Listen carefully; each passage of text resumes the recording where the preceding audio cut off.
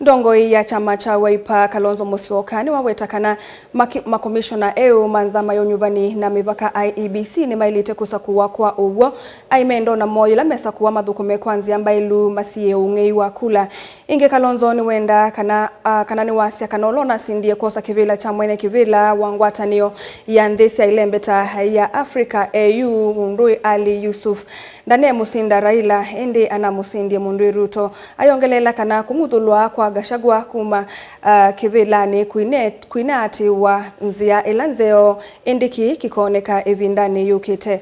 Joseph Kitheka ena mauvo. Mutongoi wa chama cha Wiper Dr. Stephen Kalonzo wa Musyoka ni wakulie seso ya kusakwa makomishona ma IEBC itoiwe kwa uwo na umelu na alame usakwa kutwa yesi ya usakwa ni ukite wangili na miongo la muunza kwanzia mbailu kusiya ungei wa kula uneni wake wikotomboni wakili Degwa Jiru na David Muriuki munini wa mwandiki mkwatanithi ya chamani kicha Wiper. Hamwezi tena kuwa na siasa ya wizi wa kura. It will not happen. It will not happen.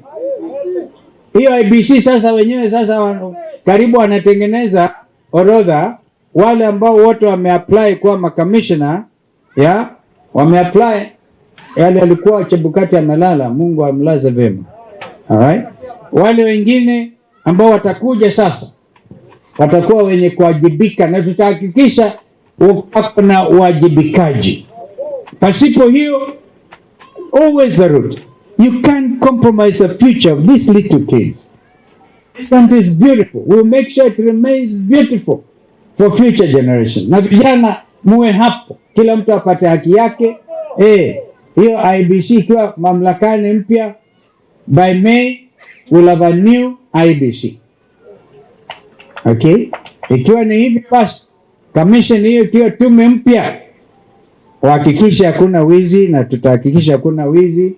And so Jiru Ndegwa sasa ya mwisho mimi ni listen, we cannot even afford to shake our judiciary. It's the only thing standing. Ya jamaa wengine wanataka wamtafutie Kasongo njia ya kusema hakuna uchaguzi. Haiwezekani. Hata mahakama pia vile ambao wanashikilia, we cannot have them completely disoriented because it will be terrible. Kasongo kwa sababu tunajua unapanga kuiba uchaguzi. Ni vizuri tukuambie tukiwa hapa Kirinyaga ya kwamba utaiba uchaguzi kama utaweza. Lakini hakuna rais mwingine atakayeapishwa katika Jamhuri ya Kenya kama ameiba uchaguzi. Usidanganywe. Sio lazima ukue kwa serikali ili upate maendeleo. Hiyo ni katiba iliyopita. Katiba ya sahihi kuna kitu inaitwa devolution. Mchague viongozi ambao nyinyi mnataka ambao wanaweza waletea maendeleo. Ainene kwa Kirinyaga Kalonzo ni wala muti musumbi Ruto kwa kuvaluka kwa Raila Odinga masembani ma kumanda mwene kivila mwe wa AU ayase Ruto ni wona atumie Raila avaluka nundu wa kulea kwithi wanangwatanio na mwikalo musio na sumbi mandhi ila ingi. Na unajua mtu wa Djibouti ndiye ametushinda. Simumezio maneno. Si ndiye ametushinda.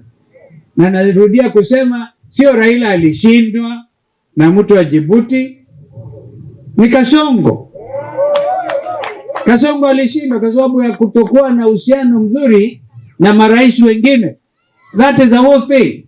Because Raila alikuwa hata apigi kura, marais wenyewe ndio anapiga kura.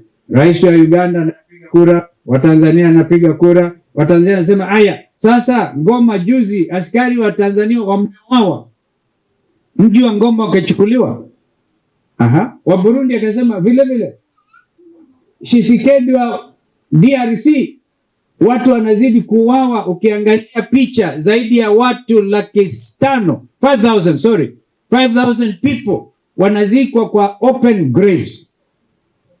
South Africa wao askari wao wameuawa pia Ngoma. Sasa na Uhuru alikuwa anafanya hiyo kazi vizuri, wakamwonea wivu, akaamua kitu ambacho ameanzisha Uhuru hakina maana, toka. Ni kusema umepimwa katika ratili ya uongozi wa Kenya, Afrika na dunia nzima, and you have found wanting. Kavindani kau Kalonzo na watete ulone munini wa Musumbi Rigathi Gachagua ayase kung'uthulwa kwake kivilani kuna hatua iwe kwanzia ila itailite na kini kikwisa kwiyumilia vindani yukite. The way they impeached Rigiji was unconstitutional. And that will be established as we go forward.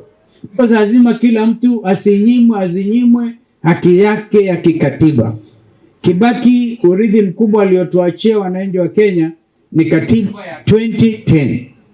Kama sio katiba, hata hapa tungekuwa na shida kukutanika.